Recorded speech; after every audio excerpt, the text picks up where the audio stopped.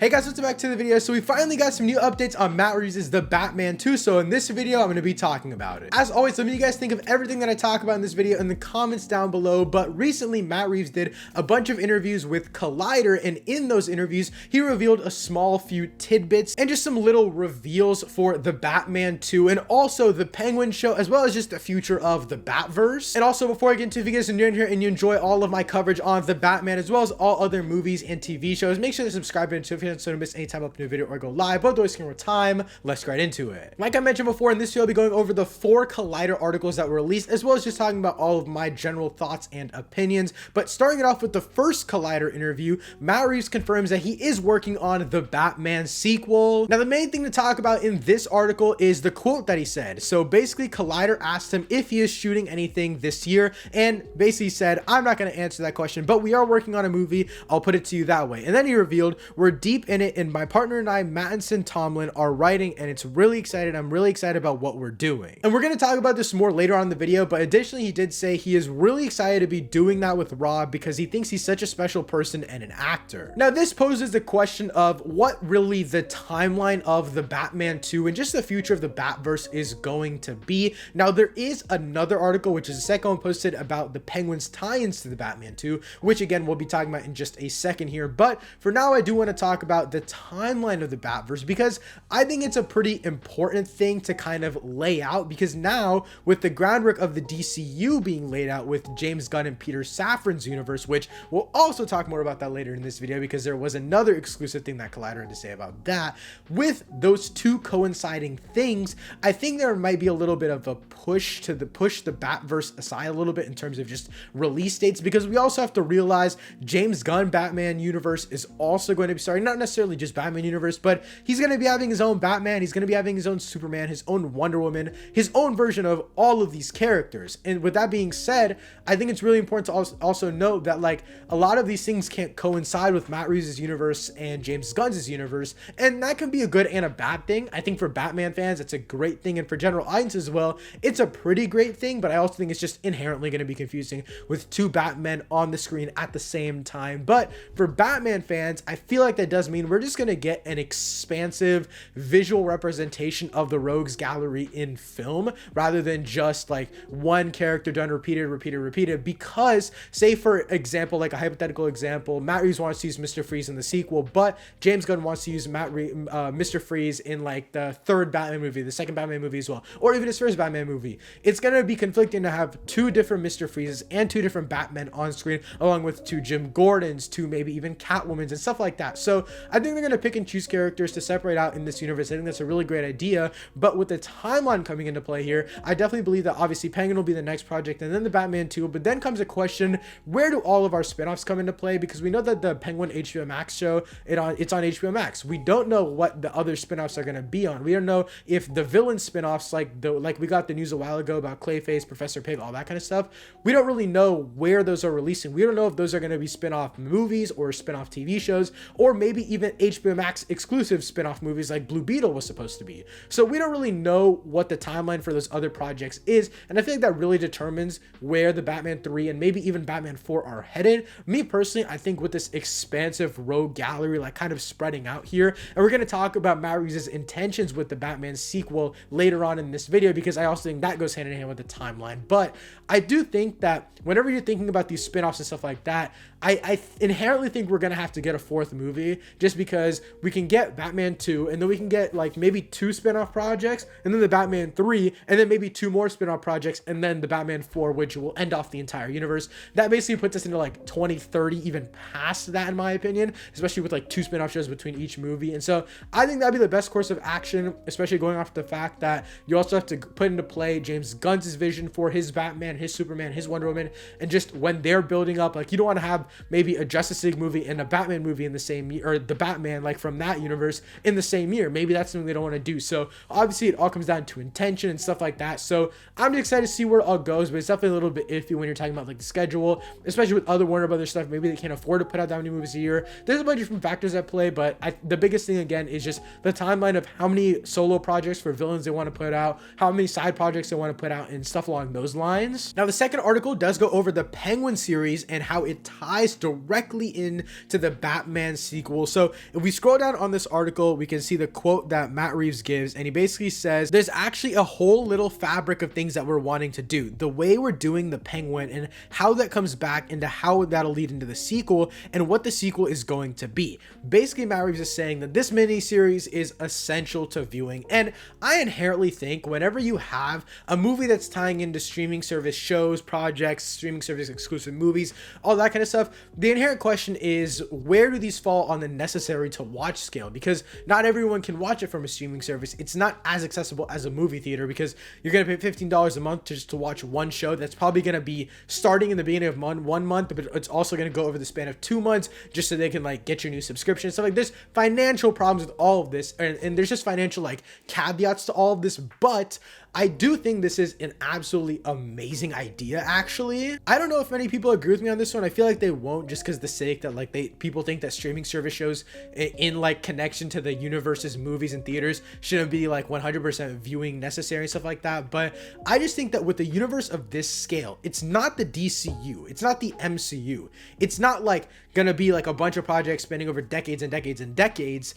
It's like probably like say like 10 to 12 years, and it's one city. I think that's the main thing, is it's one like confined thing. It's not a universe that you're building out. It's a universe, but it's like characters spread out within one city. You're not building out so much to where you're expanding all across the universe. It's not extraterrestrial beings. It's these characters that are all tied into one central character, who is the Batman. And so in this situation, for me personally, it's like you have this one spin-off show, The Penguin, before the Batman 2. If you make that essential viewing, you have a perfect script tie-in between Batman 1 and Batman 2. The city's flooded. Where do we go from there in The Penguin? From The Penguin, where do we go into the Batman 2? Now, I don't know if like the villain spin-offs per se will actually need to be essential viewing, just because they might take place before the Batman 2. You know what I mean? Like they might take place in a different place in the story, but the Penguin being a segue between Batman 1 and Batman 2, I think that would also help us in the second movie to save a lot of time with where we're going with Bruce Wayne. And again, we're going to talk about this in the next section of this video, where we need to still focus on these characters. We're not done exploring these characters. There's still so much more to learn. And so with that being said, spending the time in the Penguin show rebuilding Gotham and then going over to the Batman 2, I think that's the perfect segue. It gives us just enough time to actually rebuild up Gotham into this world that we know from the Batman 1. And then in the Batman 2, we get back to more of our character-driven story, not exploring as much of Rogue's Gallery per se, but still just keeping it personal on our characters. And like I said earlier in this video, moving a little bit forward past the Batman 2, getting into say 2 spin-offs between each movie, then maybe one spin-off can take place before, not necessarily in a coherent timeline, just a little bit before the Batman 2, maybe before the Penguin, maybe even before the Batman 1. Maybe it's showing like a story of how how Batman already previously arrested this character before we even saw Batman on screen, something along those lines. They have a lot to play with here, but I think making them essential viewing to actually fully understanding our characters, that's how you make the most out of your spin-offs, especially when you're not, like I mentioned before, the DCU or the MCU. The MCU is already like 35, 40 projects, if I'm not mistaken. And so it's like, you already have such an expansive universe. TV shows only add on to that. So I think with such an expansive universe, making it not 100% necessary viewing experience to enjoy the movies, I think that's a fine idea. And like, people will say, oh, you needed to watch WandaVision, no Multiverse of Madness, but you didn't really. Like, yes, it would make Multiverse of Madness a better experience because you would get to see that like drawn out story of Wanda through WandaVision and now Doctor Strange in the Multiverse of Madness. But it still makes sense why Wanda's a villain in Multiverse of Madness. So I think it's just a different situation. Gotham here is a smaller world. You're not building out a universe, you're building out a city. And so I think it's 100% viewing experience. I think that's valid. It also inherently, I feel like, adds a lot more care into the project. And I'm not saying the MCU doesn't care about their Disney Plus shows. I'm not saying that the DCU won't care about their projects because it's a universe, or it's a way bigger universe than the Batverse. But I'm just saying, if they're making everything 100% viewing necessary, and knowing Matt Reeves and knowing what he wants to do with this world and knowing how much he cares about this world, I think they'll put way more effort into it if they know that, okay, you need to watch the Penguin show to understand the Batman 2. We're going to make the Penguin show as good of quality as the Batman 1, and we're gonna make it feel like the perfect segue. Now, the third article is arguably the most interesting and honestly amazing one, the one that makes me the most happy out of this entire video, and that is the Batman sequel will keep Bruce Wayne as the focus, says Matt Reeves. So scrolling down, we can see the quote from Matt Reeves where he says, "To me, the thing that I really feel is that I also believe Rob Pattinson is so special in the role. My goal has always been to do these point of view stories that allow the character to always be the emotional center of the story, because a lot of times what happens is after you do the first one, then suddenly the rogues gallery characters come in and they kind of take over, and then Batman takes backseat sort of character wise or emotionally." Now, this is true, and I definitely think this is a direct shot at like, okay, what did the Dark Knight do to the Batman character? And he's basically mentioning exactly what the Dark Knight did. I mean, you have Begins, which is a very personal story to Bruce Wayne. And granted, as much as I absolutely adore the Batman is not a very personal Bruce Wayne story. I mean, it is to an extent, but it mostly aids the character of Batman rather than Bruce Wayne. And so seeing that Bruce Wayne is going to take a front seat in this movie is really exciting, because again, as much as I love that movie, I don't think there was a well enough balance. I think for the story they're telling at that moment, it was a good balance that he's using Batman as an escape from his Bruce Wayne persona. But now seeing Batman finally turn that coin over and take pride in his personality as Bruce Wayne, use the personality of Bruce Wayne to actually help the city of Gotham, I think that's necessary. And I was really scared that they were going to go down the path of other Batman movies, in the sense that you have the first movie that's really personal, and then you explore Gotham and you kind of leave Batman behind in terms of character development. Like, he's not really learning much, whatever he learned in the first movie, and that's it. But you kind of notice that Robert Pattinson's Batman didn't evolve as much as, say, Christian Bale's Batman in his first movie. And I think that's a really good thing, because if you're building out this Batman universe and you're keeping character development very consistent, then by the end you'll have a character that's been developed every single movie, and you use the spin-offs to actually go ahead and elevate the stuff around him, like the Penguin. Another quote that Reeves said was, "I actually think that through the plan of what these stories are that I want to tell, there's an epic sort of sweep of the development of that character." And I absolutely love this, and I think it's actually really great that he points out that like it's going to be an overall evolution rather than just like small little chunks at a time. It's going to be a continuous thing that we see evolving over the course of this Batverse. And I think that's really cool. And it's also very unique, because I've said this in every single Batman video. I've made so many of them on the channel. And every time I talk about this movie, I always say that the Batverse is unique in the sense that no other franchise is going to ever be able to do what the Batman does, which is you build a superhero universe, you build this massive universe, and you don't start with an origin, but you start with what feels like the origin of a character that we already know and love, but it's not the classic one. It's more of like an internalized origin, which is what the Batman is for Batman. It feels like he's actually turning into the protector of Gotham rather than someone that just makes Gotham feel fear. And so you already have that amazing evolution in the first movie.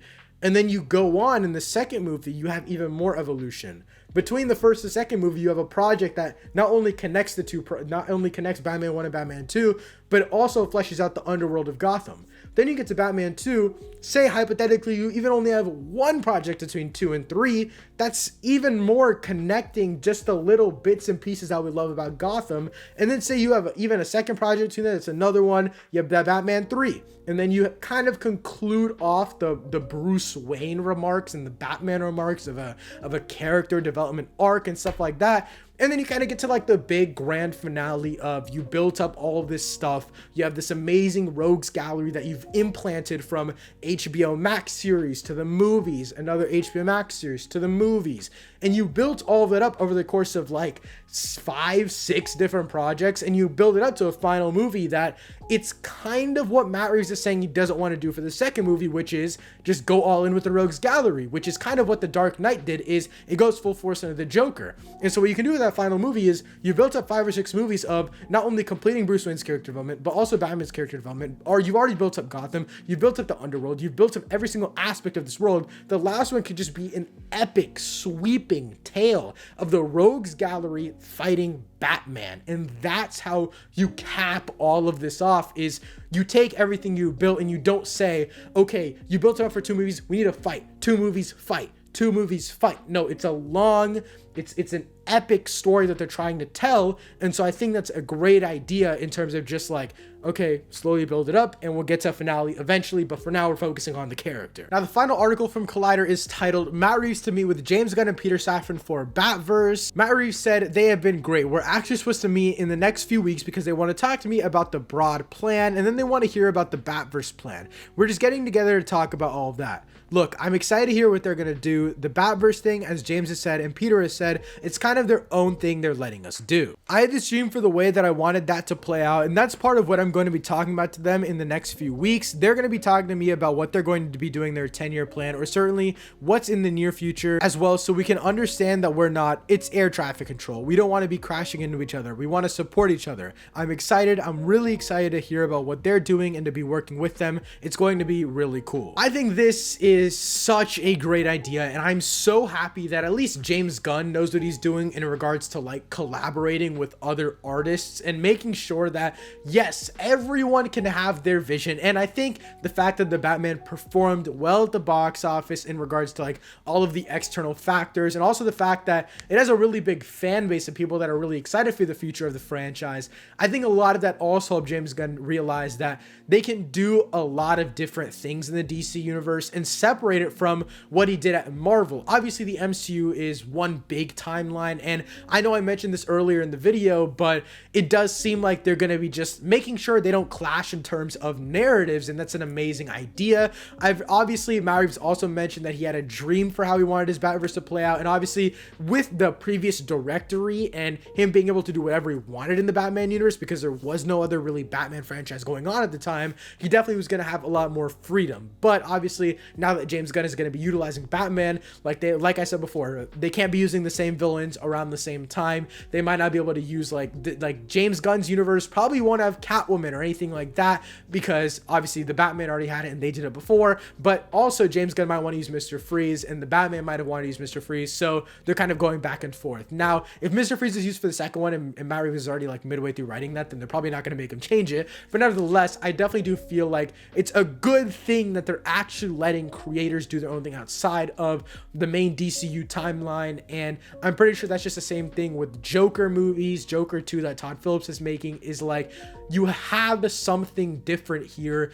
Don't throw it away. Don't do what Marvel's doing, and really separate yourself, because you have a lot of opportunity here in the sense that you have such a big universe and you don't use the multiverse right now. You don't use the multiverse right away, but you keep building up separate storylines. I think that's the big thing that Marvel fumbled the bag on in regards to the multiverse. And obviously they were the first ones to do the universe, and DC even tried to do the universe and they failed. So I don't think it's a fair comparison in terms of like who had better opportunities and stuff like that. But I think the biggest problem with Marvel's multiverse is that they set up one main universe with characters that we all know and love, so that when you go into an external universe, we're already knowing and loving all these characters. Like, we don't want to go anywhere else, and then all of the multiversal stories are already told in this universe's story, in this universe's point of view.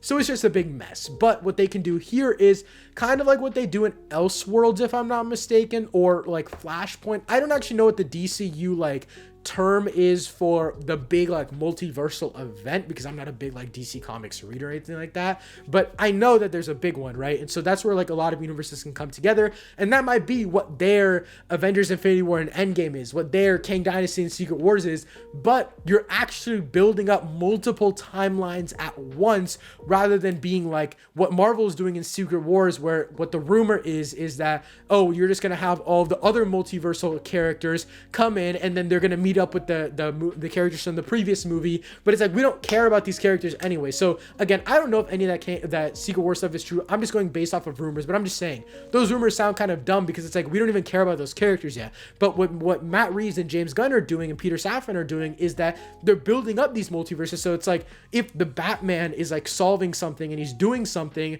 and then they bring him into an Elseworlds movie or whatever the movie is called, like whatever the universe thing is called, then we actually already care about the Batman character. Like, in comparison, we're not going to care about Wolverine from the early 2000s X-Men movies. We're not going to care about Tobey Maguire from the early 2000s Spider-Man movies. Like, those emotional arcs don't matter to us when he's fighting Kang the freaking Conqueror, you know what I mean? Like, there's no real connection there. But when you're talking about like the Batman and Joker and whatever other external stories they want to tell, there's so much they can do, and I'm glad they're starting it early rather than like maybe going back and trying to figure it out later. I also think this inherently means that there won't be like a Superman, Wonder Woman, Green Lantern, Flash, all that kind of stuff. I definitely think that means that the Batman universe isn't going to go down that direction. Maybe they'll go down like the Bat Family direction or whatever that may be. I'm not going to like talk about predictions for that, but I'm just saying, again, I don't think Matt Reeves had a plan for that, but if he did, I don't think James Gunn would let him do that, because then that's two Justice Leagues running at the same time with another Superman that would have to be fleshed out, a Wonder Woman, a Flash, you know what I mean? So I feel like that's already a bunch of stuff that would have to be fleshed out again. So I think they're just going to do Batman, maybe Bat Family, but like I mentioned before, I had my predictions for the timeline. It just means that they can't really coincide with stuff they're doing, and honestly, I'll take it if we still get to have a Matt Reeves Batman universe, a James Gunn Justice League, whatever he wants to do, Todd Phillips Joker, whatever other stories they want to tell. I'm just excited for the future of DC in general. Now, obviously, I've said I'm excited multiple times in the past. I'm not always a fan of what they make, but it seems like with new leadership that we've actually seen past work from, and seeing how like these collaborations are working from the outside, at least right now, it makes me very optimistic. But guys, that's pretty much it for this video. As always, let me know what you guys think of all this news in the comments down below, and also drop a like on this video if you want to see my own pitch for a DC universe. I'm still debating whether I want to do one from scratch, or whenever James Gunn releases his 10-year plan with Peter Safran, then I'll just do one going off of that and seeing what I want in the future from the projects that we're already getting. So I'm still debating between that, but if you want a video like that, let me know by dropping a like rating down below. Thanks so much for watching. I'll see you next time. Peace.